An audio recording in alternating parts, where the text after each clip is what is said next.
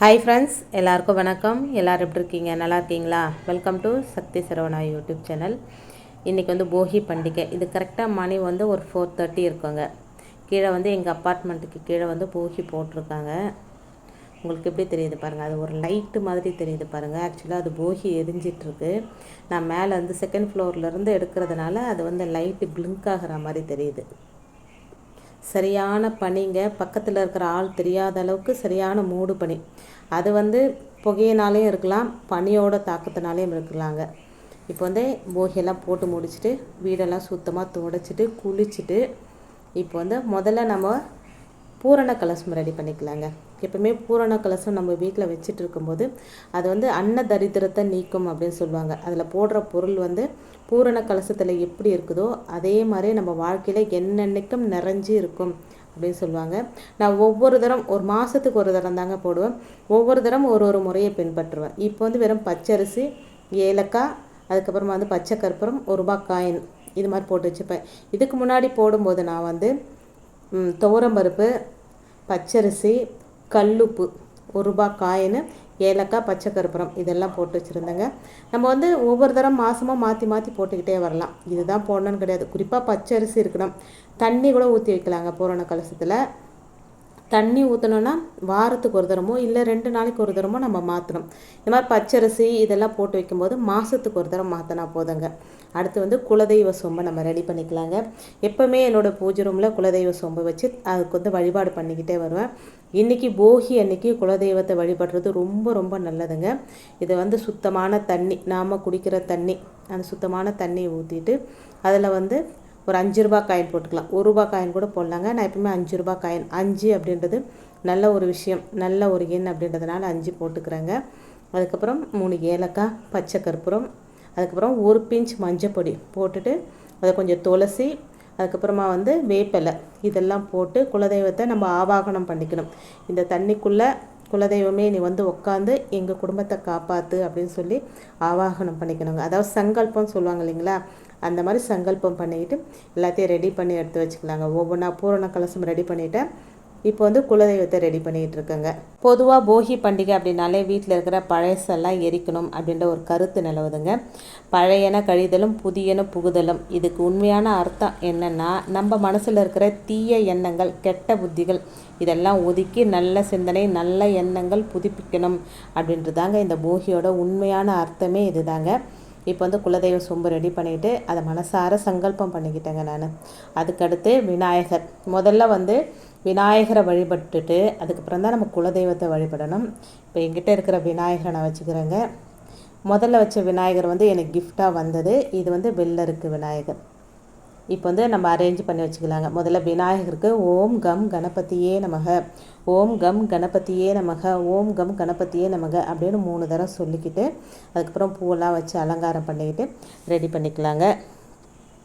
இத்தகைய நாளில் நம்ம குலதெய்வத்தை நினச்சி வழிபாடு தவறாமல் செய்யணுங்க. இதை காலங்காலமாக பின்பற்றி வரும் வழிபாட்டு முறையில் ஒன்று தான். இந்த வகையில் இந்த போகி அன்னைக்கு குலதெய்வத்தை இந்த முறையில் வழிபட்டோம்னா நம்ம குலதெய்வம் நம் உடனிருந்து நம்மை காக்கும் அப்படின்னு சொல்லப்படுதுங்க. இந்த வழிபாடு செய்வதற்கான நேரத்தை வந்து காலையில் செய்யலாங்க. காலையில் இல்லைன்னா சாயந்தரம் செய்யலாம். உங்களுக்கு எப்போ நேரம் கிடைக்குதோ அப்போ செஞ்சுக்கோங்க. நான் வந்து இப்போ காலையில் செஞ்சிட்ருக்கிறேன். இப்போ வந்து வராகி அன்னையும் நம்ம அலங்காரம் பண்ணிக்கலாங்க. இந்த மணி வந்து பக்கத்தில் ஒரு சூப்பர் மார்க்கெட்டில் தான் வாங்கினேன். இதனோட விலை வந்து ₹18 தாங்க. இந்த மணி எப்படி இருக்குது, வராகி அம்மன் அலங்காரம் எப்படி இருக்குது அப்படின்னு எனக்கு கமெண்ட்டில் சொல்லுங்கள். ரொம்ப அழகாக இருந்ததுங்க இந்த மணி போட்ட உடனே. எப்பவுமே வந்து சிவப்பு அப்படின்றது வராகி அன்னைக்கு ரொம்ப பிடிக்கும். அதனால் ஒரு மாலையை கீழே வந்து வச்சுருப்பேன். இதுக்கு முன்னாடி நான் வந்து கருங்காலி மாலை போட்டு வச்சுருந்தேன். இப்போ வந்து இந்த சிவப்பு கலர் மாலை போட்டு வச்சுருக்கேங்க. வராகி அன்னையை ரொம்ப பூக்களால் நம்ம அலங்காரம் பண்ணிக்கலாங்க. எவ்வளோ அழகாக இருக்காங்க பாருங்கள். நாளைக்கு வந்து வளர்பிறை பஞ்சமி, ரொம்ப விசேஷமான நாள். தை 1 உழவர் திருநாள் அன்றைக்கே வந்து வளர்பிறை பஞ்சமியாக வருதுங்க. அதுக்கான வீடியோவும் போட்டிருக்கேன். பார்க்காதவங்க லிங்க் வந்து டிஸ்கிரிப்ஷனில் கொடுக்குறேன், வேணால் பாருங்கள். இப்போ வந்து மகாலட்சுமி தாயாரையும் நம்ம அலங்காரம் பண்ணிக்கலாம். மகாலட்சுமி தாயாரை சுற்றி துளசி மணி மாலை வச்சுருக்கேன். ஸ்படிகத்தில் ஸ்ரீயந்திரம் இருக்குது, ஜாதிக்காய் வச்சுருக்கேன், சோழி ஒரு 5 சோழி வச்சுருக்கேன், 5 வந்து கோமதி சக்கரம். இதெல்லாம் வந்து மகாலட்சுமி தாயாருக்கு ரொம்ப பிடிச்சமான பொருட்கள். இது எப்பவுமே மகாலட்சுமி தாயார் பக்கத்திலே இருக்கும்போது அவங்க வந்து என்னன்னைக்கு நம்ம வீட்டில் நிரந்தரமாக இருப்பாங்க அப்படின்னு சொல்லுவாங்க. அதனால் நான் அலங்காரம் பண்ணி வச்சுருக்கேன். மகாலட்சுமி தாயார் எப்படி இருக்காங்க, இந்த அலங்காரம் எப்படி இருக்குது அப்படின்னு எனக்கு கமெண்ட்டில் சொல்லுங்கள். மகாலட்சுமி தாயாரையும் மனசார வணங்கிட்டு எப்பயுமே மகாலட்சுமி தாயாருக்கு முன்னாடி இந்த பரிகாரத்தை நான் தொடர்ந்து செஞ்சுக்கிட்டே வரேங்க. ஒரு 3 வெத்தலை, 2 பாக்கு, பச்சை கற்பூரம், ஒரு துண்டு விரலி மஞ்சள், அதுக்கப்புறமா ஏலக்காய், காசு 1 ரூபாய் நாணயம், 5 ரூபாய் நாணயம் எதுவாவது வச்சுக்கலாங்க.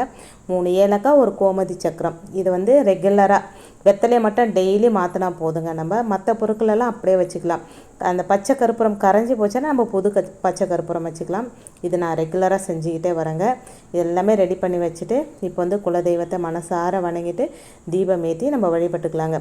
பொதுவாக போகி அன்னைக்கு எங்கள் ஊர்லலாம், ஆந்திராவிலலாம் வந்து மாரியம்மன் வழிபாடு பண்ணுவாங்க. கூழ் ஊற்றுவாங்க. காலையில் வந்து கூழ் காய்ச்சி ஊற்றிட்டு சாயந்தரம் வந்து படையல் போட்டு வழிபடுவாங்க. தொடர்ந்து அது நாங்கள் மட்டும் கிடையாதுங்க, அந்த சைடு ஃபுல்லாகவே அதை வந்து ரெகுலராக செஞ்சுட்டு வராங்க.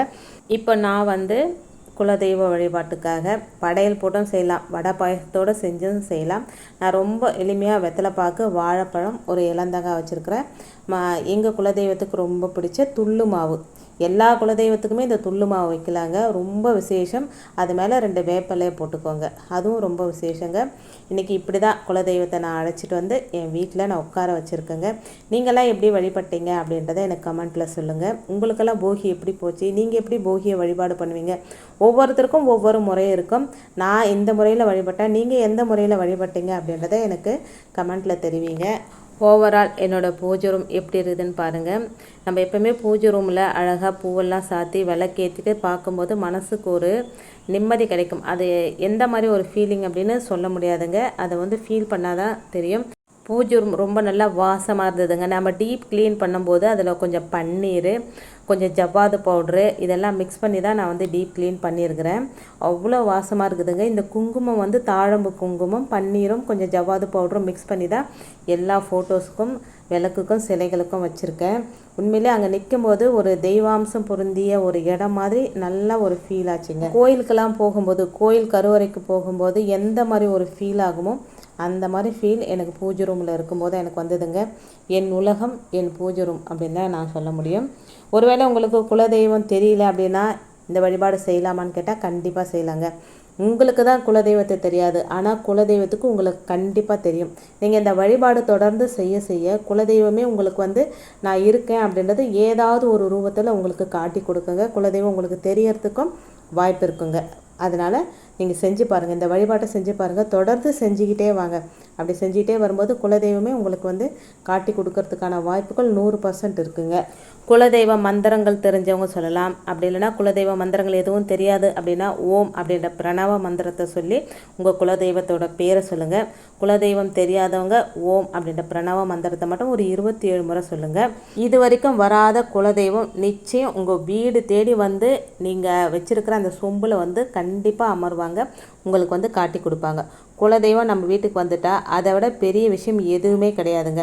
குலதெய்வத்தோட அருள் இருந்தால் நம்மால் எல்லாத்தையும் சாதிக்க முடியுங்க. எந்த துன்பம் நம்மை அத்தனை சீக்கிரத்தில் நெருங்கிட முடியாது.